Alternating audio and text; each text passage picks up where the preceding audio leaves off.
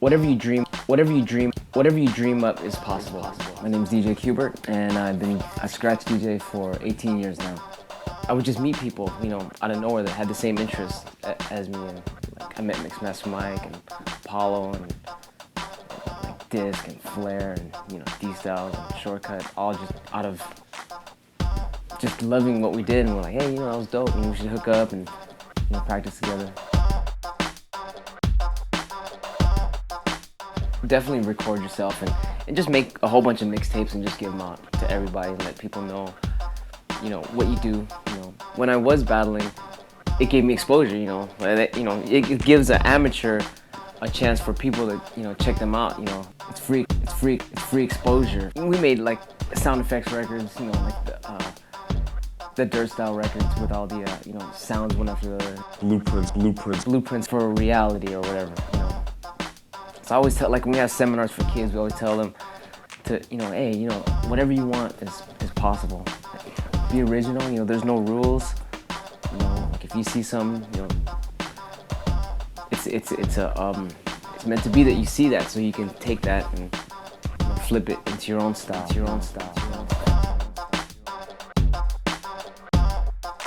For me, this may sound kind of corny, but it was like a spiritual journey for me.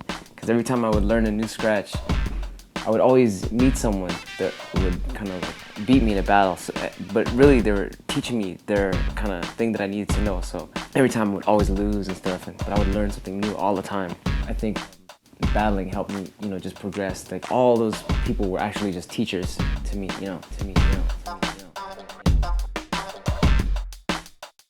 Oh, all the time. I love it. I love criticism. I love when people tell me, oh, he can't, there was a thing about me not being able to drum very well. And so I was like, oh, really? So I practiced my drumming really,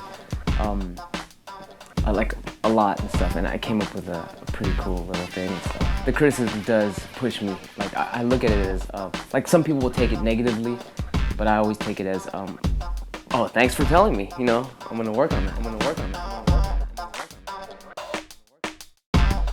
I was in a hotel one time, and I always practice before the show, and I forgot to bring my mixer, and I was like, damn, this turntable only had a fader on it.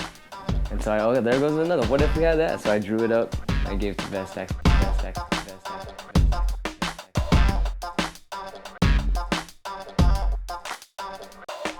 This is my design. It's light, pitch controls right here. All the buttons are here by your hand. Curve, yeah, got that. Show for the video. Yeah, EQs, whatever. There's a line, I put like a little mini disc or iPod and record my beats at home. The reverse switches underneath. When the final version is done, this arm will be able to go all the way around to another turntable.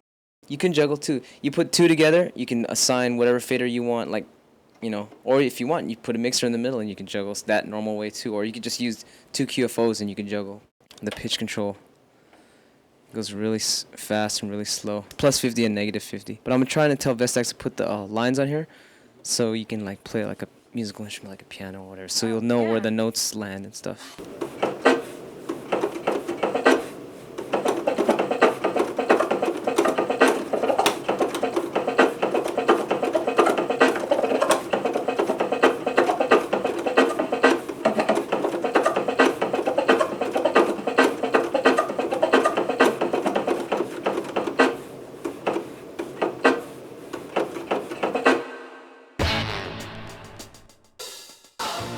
Some people will think there's cheating aspects to it. I guess scratching now is becoming analog and digital. There's the analog, which is just all vinyl, and then you got the digital stuff where you scratch CDs and other like DVDs and stuff. I think with any new type of equipment or whatever, it should help the artist, innovate. Like maybe some guys are like, CD scratching is like whatever, but 10 years from now, I was like, oh, that's how it's supposed to be done, I mean, for me, I'm definitely an analog guy. I like the feel of the vinyl. But I like the CD scratching because you can record something really quick and hear how it would sound first. I put it on vinyl and then scratch it on vinyl. But I love the right-away mix.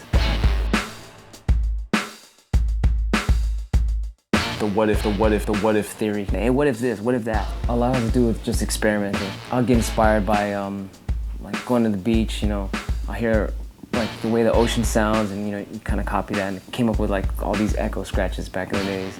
Watching a lot of breaking and b-boys and stuff, and also poppers, the way they pop and stuff. Like there's this move, it's called animation, and it looks like you're in a film, like when you turn the pages, you know, and they're just kind of moving like that. So I kind of made up a kind of like scratch like that, you know. What's up, this is DJ Qbert, and you're checking out Shortee's DJ 202. Practice constantly. My name is DJ Disc, one of the original and founders and members of the original Invisible Scratch Pickles. I basically just listen and observe a lot. That's what I do every time, is I observe and listen, and I learn off it. You know, I try not to copy. I just like to feel it. You know,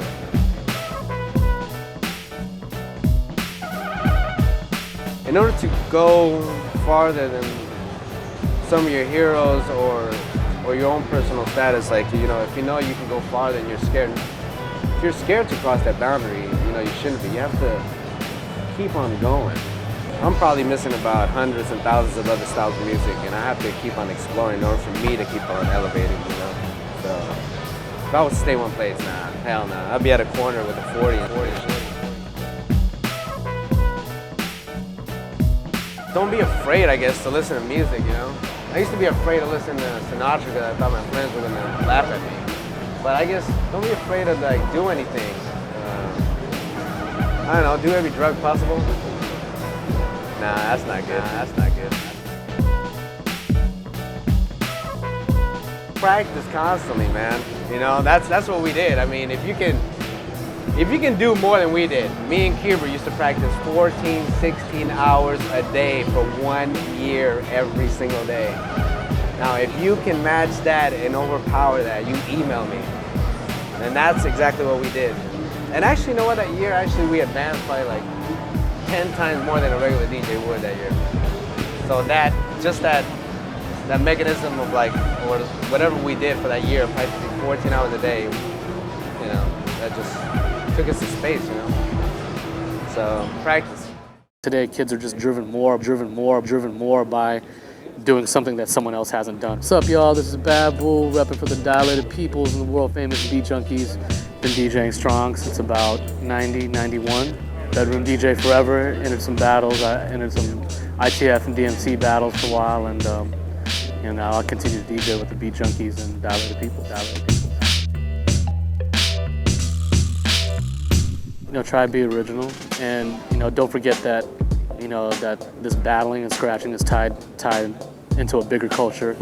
You know, I'm very cultural when it comes to hip hop. You know, I'm very about the elements and all the sides and the facets of it. And you know, for me personally, I got into it more of hip hop than anything. You know what I mean?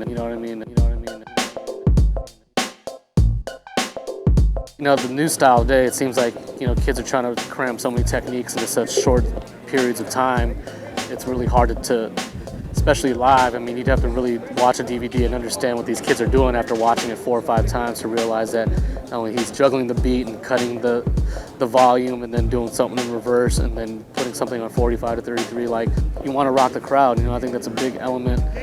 You know, beat juggling and DJing is a presentation and thinking of the crowd and trying to break their necks by being funky. You know what I mean? And there's nothing like looking back at a classic routine like, you know, what made Rob Swift's, you know, Nobody Beats a Biz so spectacular. You know what I mean? Of course, he's not flailing around and going crazy, but you know, there's this awesome song structure and funk and rhythm that's going on.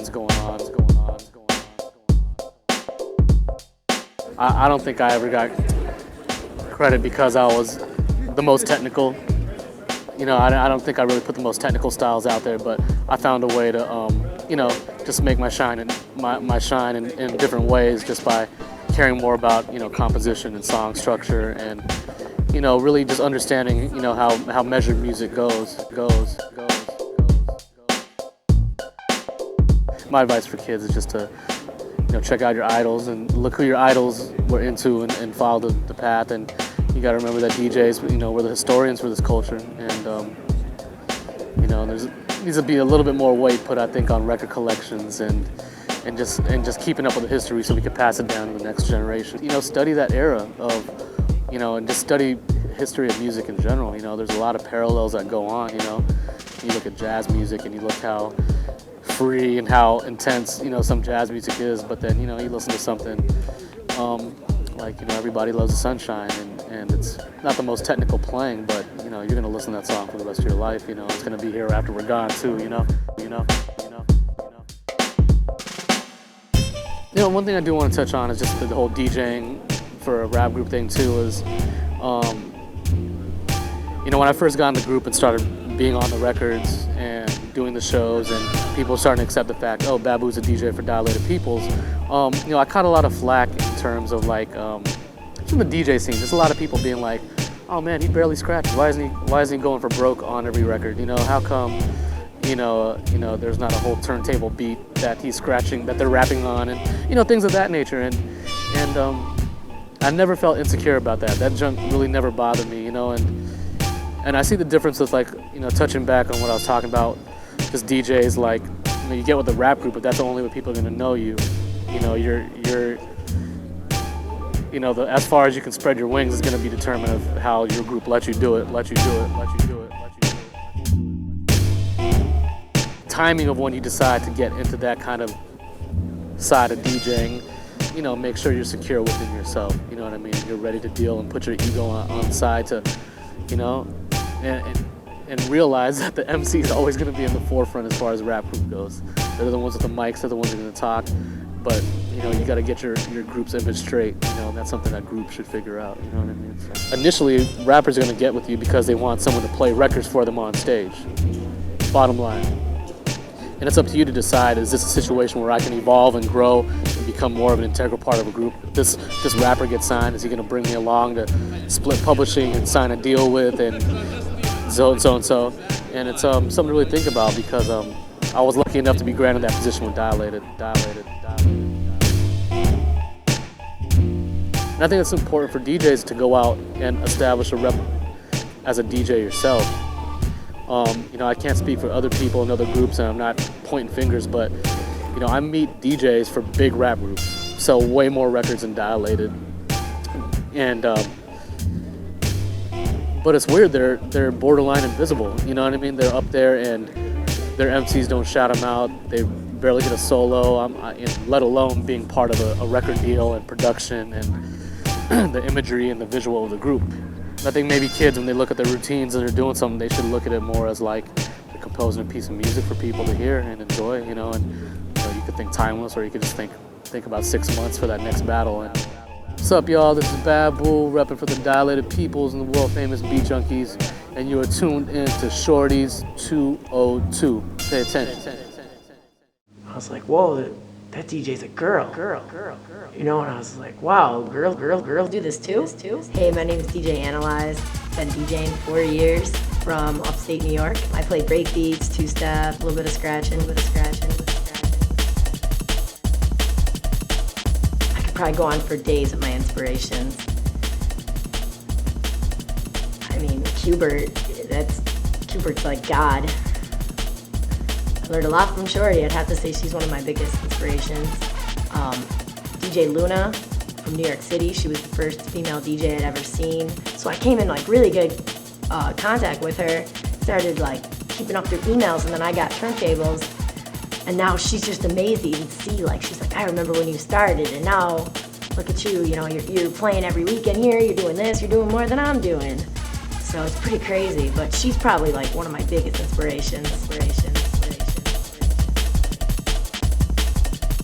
I don't think I've ever got a negative review from a female. It's always the males, always. And it's always someone who's been either doing it like scratching longer, or they've never made it, so they don't know what else to do except just hate. All they do is hate, and then they wonder why they never made it as a DJ, because they hate so much, and they find anything, like they'll find anything wrong with like my set, like they'll say rhythms collided or anything they possibly can, or, you know, like one of my cuts was off or it didn't flow well with the music. just because they'll pet peeve so bad on my set just because I'm female and they don't want to see like me succeed. A lot of times people think I just got a gig just because I'm a girl, and that just like that really hurts because it's like they're telling me you have no skill and because you have breasts, here you go, here you can headline this and you can do that, which a lot of girls do use that, and I've seen it a lot because I travel all over the country and see a lot of girls, they can't even match beats, and you know they know someone or something because they're doing something right, but I've never once used that to my advantage. Like, and I won't deny the fact that a few times I probably have got booked just because I'm a girl, because I do play all girl parties like almost every other weekend. When I do get booked, it usually is that stuff, but it really is annoying when you know, when I get a lot of slack from people that are like, oh, she's only making it because she's a girl.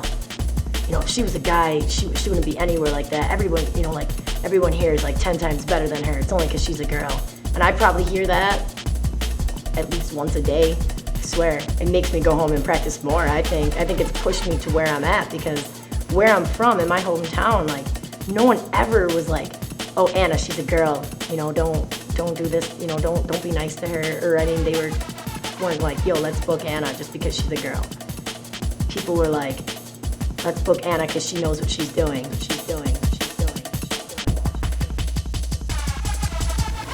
My personal style of mixing would be, I basically use all pitch control. I don't ever touch the record. The same way you would use, the way you would touch the platter.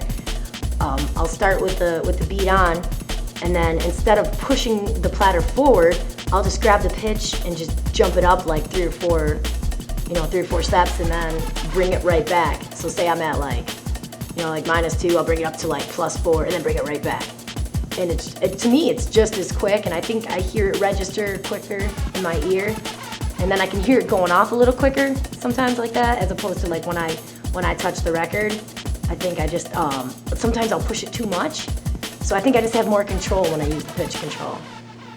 So it just works best for me, I think. Yo, it's DJ Analyze. Chilling with DJ Shortee's 202. Good times. So you want to be a DJ? This is it. This is what you need. I'm going to be a DJ one day from watching this. It starts with the music. MC Armani Rain, MC hip hop and drum and bass. I've been MCing for drum and bass for about 3.5 years. I've been doing hip hop as far as I can remember my vocal cords working. Being an MC for hip hop or drum and bass are completely different things, because in hip hop, especially for the hip hop culture, it's really defined on lyricism more than it is in drum and bass. Drum and bass is more of an instrumental and a technical type sound. And in hip hop, the focus is mainly on you. I am the focus in hip hop, as the DJ is really just there to provide my beats. Where drum and bass, it's the other way around. The beats are there, and I'm really just there to transfer basically what the DJ is feeling to the crowd. It's all about you in hip hop. In drum and bass, it's kind of getting a merge. I'm hoping, like, you know, we can all just meet in the middle somewhere, because that's what I want to do, and that's what I hear everybody else wants to do. So hopefully it'll work out that way. I tell you right now, I am the worst person in the world for knowing the names of tracks, who produces them. I really just studied the music. I studied where breaks go, where drums go, you know, where the sounds are. And when I look for a DJ, and what I love in certain DJs is for DJs who know that sound and actually can feel where I'm coming from, so they know where to come in and come out, and as I do the same thing, because I don't want to drown you out as much as you don't want to clutter what I'm doing.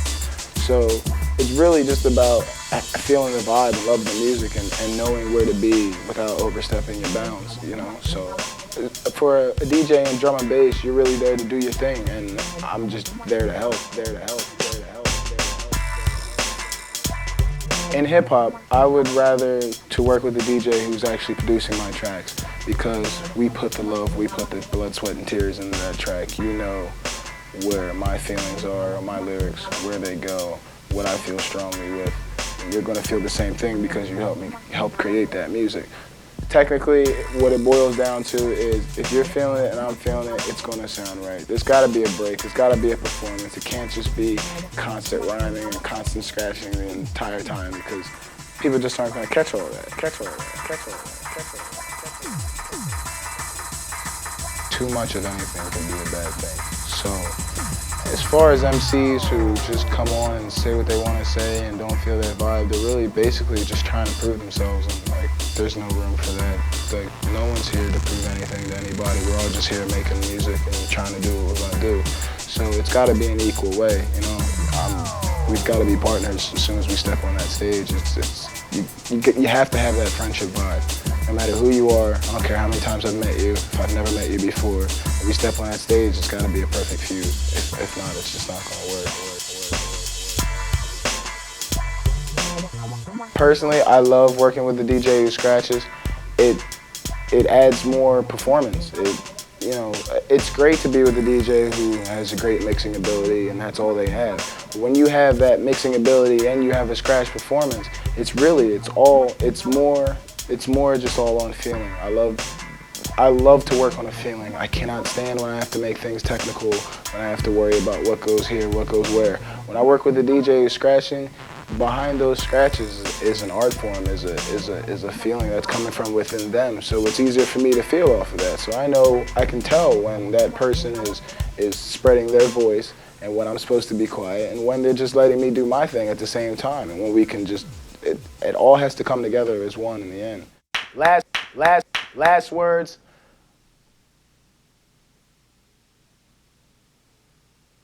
That's it.